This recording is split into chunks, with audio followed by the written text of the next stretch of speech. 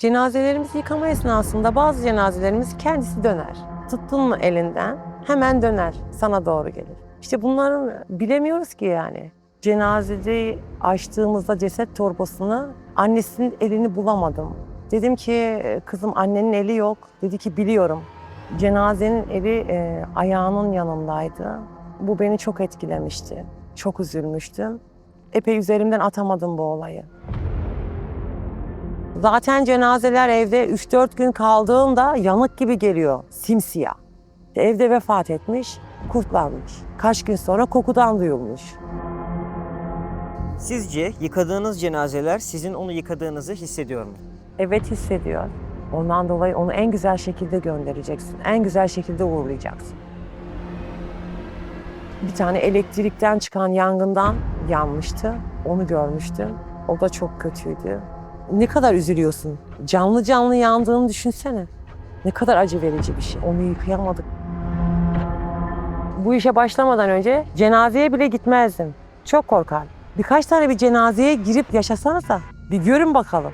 Çekime gelen o televizyoncular ürperdiler biliyor musun kapıyı açınca? Ürperdiler, geri durdular. Bir de bizi düşünün yani.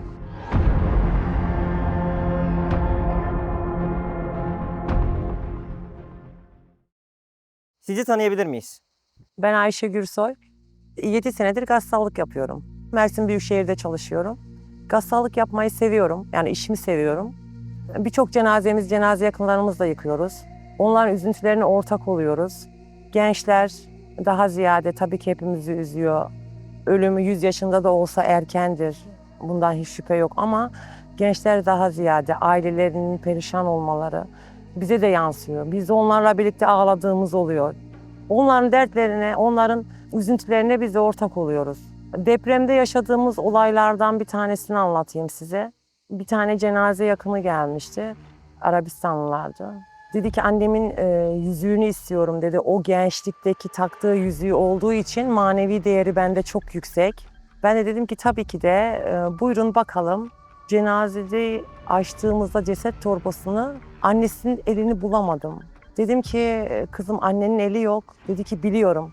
Cenazenin eli ayağının yanındaydı. Bu beni çok etkilemişti. Çok üzülmüştüm. Epey üzerimden atamadım bu olayı. Yani biz de gassalız ama gerçekten bizlere yansıyan bir sürü cenaze yakınlarının, onların yaşadıkları olay, oradaki ortam bizi çok etkiliyor. Etkilemiyor desek de etkiliyor. Eve gittiğimizde bazen hiç halimiz olmuyor. Konuşmak bile istemiyorsun. Ondan dolayı yaptığımız iş gerçekten zor iş. Ama severek yapıyoruz yani. Bundan dolayı da sıkıntımız yok.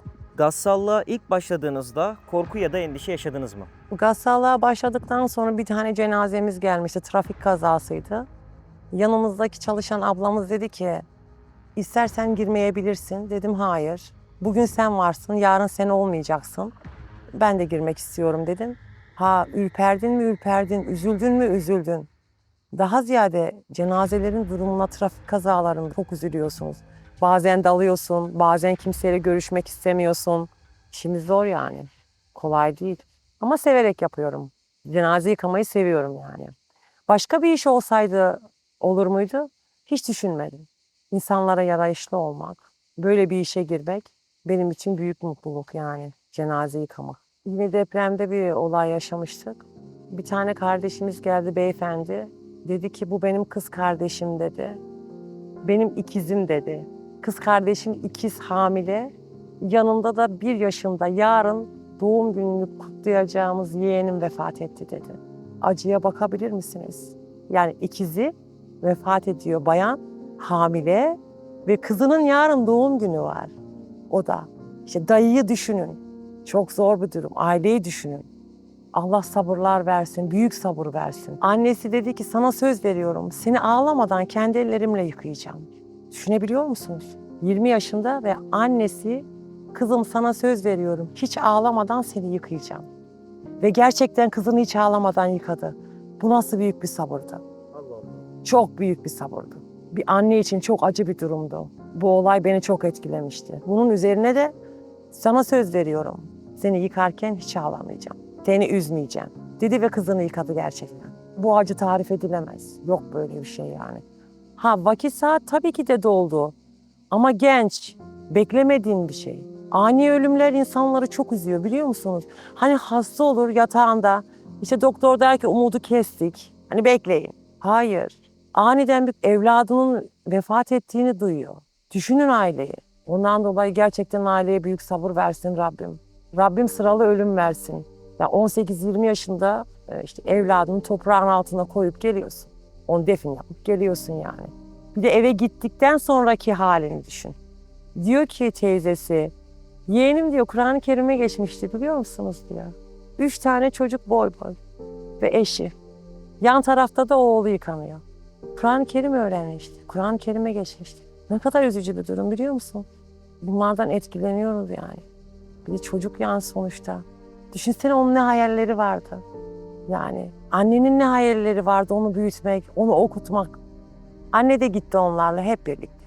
Düşünsene evde 3-4 tane cenaze. Geçen günü bir de bayan diyeyim artık değil mi yani? Eşi, kimsesi yoktu biliyor musun? Yavrum diye ağlayacak annesi, annesine de annem diye ağlayacak evladı yoktu. Bunlardan etkilenilmez mi? İnsansın, merhametin var. Düşün gözünün önüne geliyor. Her şey gözünün önüne geliyor ya. Kolay bir şey değil bunlar. Bizim yaşadıklarımız gerçekten kolay değil. Ve hiçbir şey olmamış gibi çıkıyorsun gasilhaneden biliyor musun? Hiçbir şey olmamış gibi çıkıyorsun. Yoksa yapamazsın. Bazı cenaze yakınları annesini yıkayamıyor ya. Bayılıyor, bayılıyor.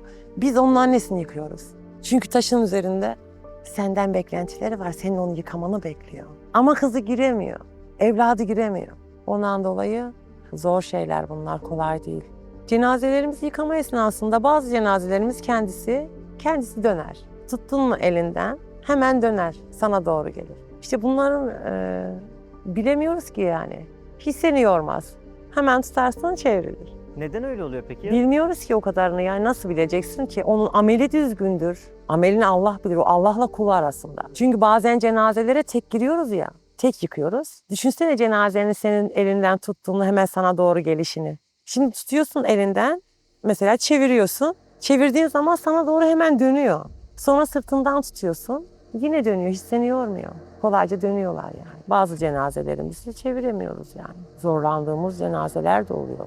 Ama Allah bize güç kuvvet veriyor ya. Bunun inancındayım.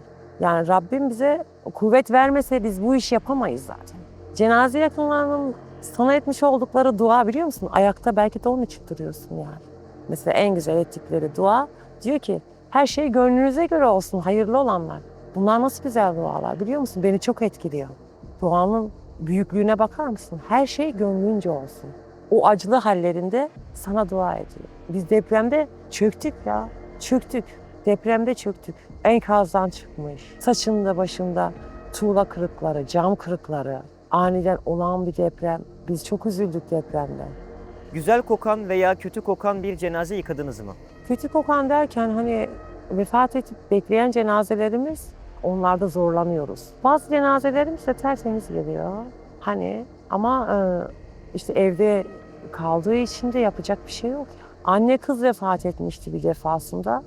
Evde ölü bulundular 3-4 gün sonra. Anne ve kızdı.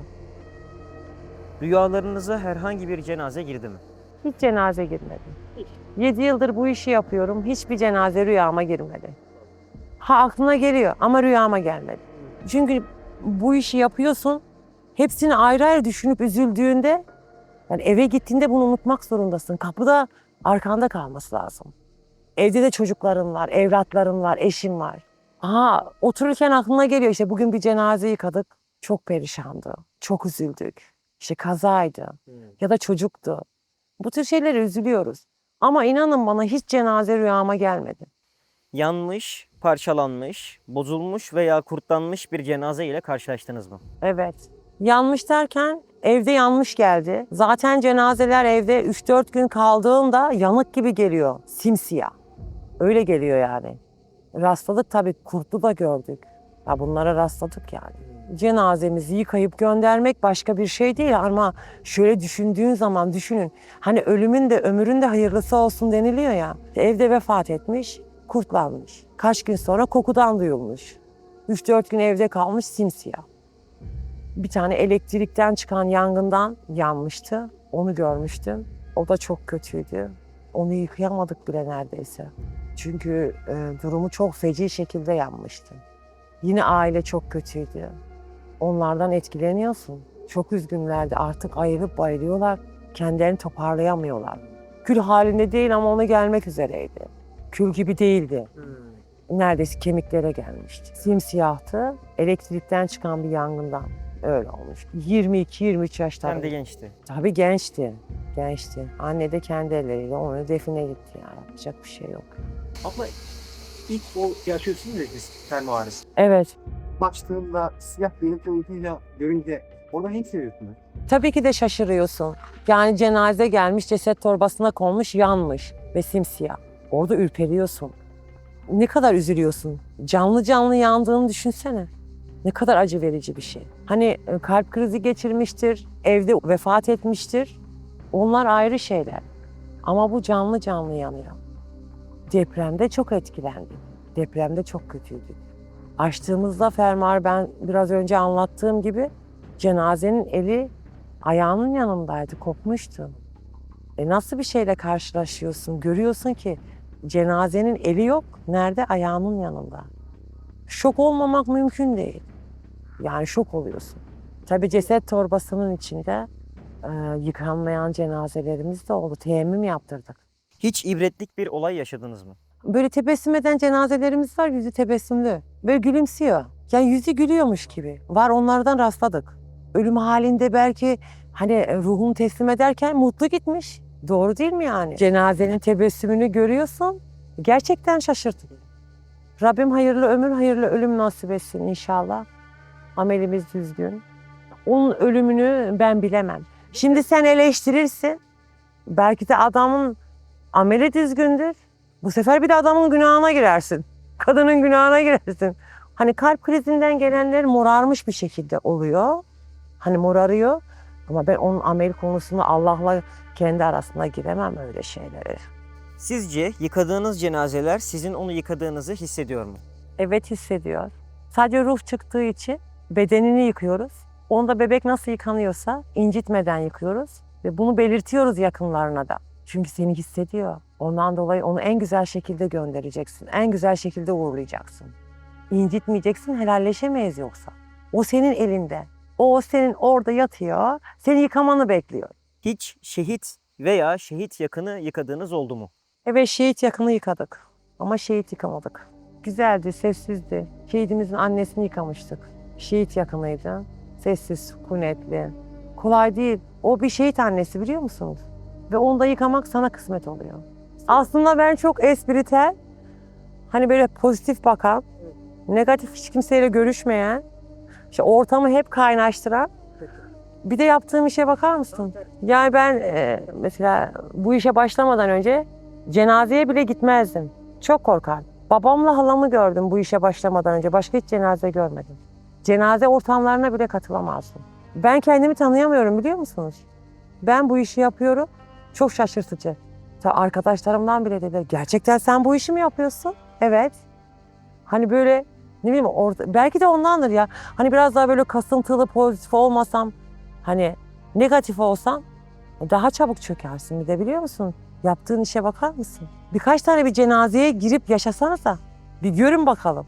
Çekime gelen o televizyoncular ürperdiler, biliyor musun, kapıyı açınca? Ürperdiler, geri durdular. Bir de bizi düşünün yani. Gece ile gündüz arasında bir fark var mı cenaze yıkarken? Gece de gündüz de aynı. Korkmam ben. Hiç korkmam. Geceleyin ben çok cenazeye geldim, biliyor musun? Yani bütün gazetelerimiz tabii ki de geliyor. Yola gidecek cenazelerimiz akşam yıkanıyor. Geceleyin geliyorsun, cenazeni yıkıyorsun. Karanlıkta yıkamıyorsun ki. Işığı açıp yıkıyorsun mesela. Bazen cenazeye diyorum ki, cenaze sessizce yatıyor ama yakınları bizi mahvediyor. Ya onlar seni çok yoruyor. Sesini çıkaramıyorsun. Acıları var, her türlü haklılar. Her türlü. Ondan dolayı çünkü cenazeye kurban olayım ya. Bu yatmış, seni bekliyor yıkamanı. Yakınlarıyla uğraşmak bazen çok zor. Düşünsene, annen vefat etmiş. Seni bir düşünsene yani. Kendimi düşünüyorum. Ben babam vefat ettiğinde felç olmuştum. Yürüyememiştim. Ayağımın üstüne kalkamamıştım. Aynı acıyı onlar da yaşıyordu. Abla, mesleğinizi ilk defa duyan birisi size nasıl davranıyor? Sen cenaze mi yıkıyorsun? Evet. Allah Allah diyen çok oldu yani, arkadaşlarım falan. Korkmuyor musun? Ha, bunu soruyorlar ya, korkmuyor musun? Hayır, korkmuyorum. Korkmuyorum. Ya niye korkayım yani? Cenazeden korkulmaz. Ama korkanlar tabii ki de var. Bak siz gazetehaneye bile giremiyorsunuz. Vallahi bir de doluyken girin. Cenaze yıkanırken bir kaza gelmiştir mesela. Gelin bir görün yani kaza. Nasıl oluyor bu gassallar? Nasıl iş yapıyor? Hayalhanem hakkında ne düşünüyorsun? Böyle güzel bir projeye imza attığınız için teşekkür ediyoruz. İnsanların namaza başlaması, ölümden ibret alması güzel, çok güzel. Sizler vesile olduğunuz için sizlere de teşekkür ediyoruz. Allah razı olsun. Önümüze çıkıyor Mehmet Hoca güzel şeylerden bahsediyor. O da hoşuna gidiyor. Yani izliyoruz yani. Allah yolumuzu açık etsin. Güzel şeyler bunlar. Hani karşına bir hocanın çıkması, sana örnek ders vermesi, ders gibi sohbet etmesi. İbretlik ya bunlar. Güzel şeyler. Allah, kitap, İslam bunlardan bahsedilmesi. Mehmet Hoca'yı da izliyoruz. Görüyoruz, önümüze çıkıyor. Allah hepinizin yolunu açık etsin.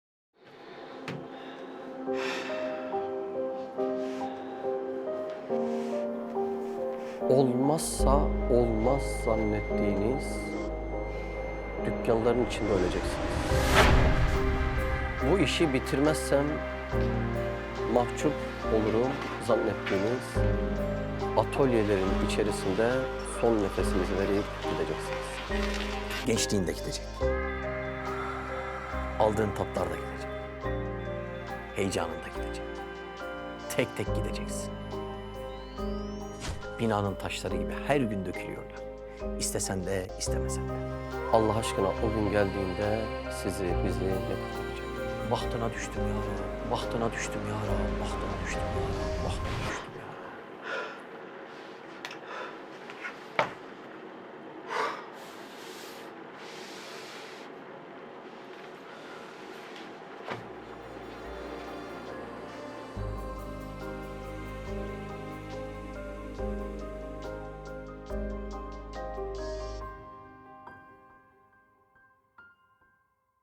Siz de Hayalhanem'in yurt içi ve yurt dışı projelerine destek olmak için buradaki linke tıklayarak online bağışta bulunabilir veya aşağıdaki iletişim numaralarından bizlere ulaşabilirsiniz.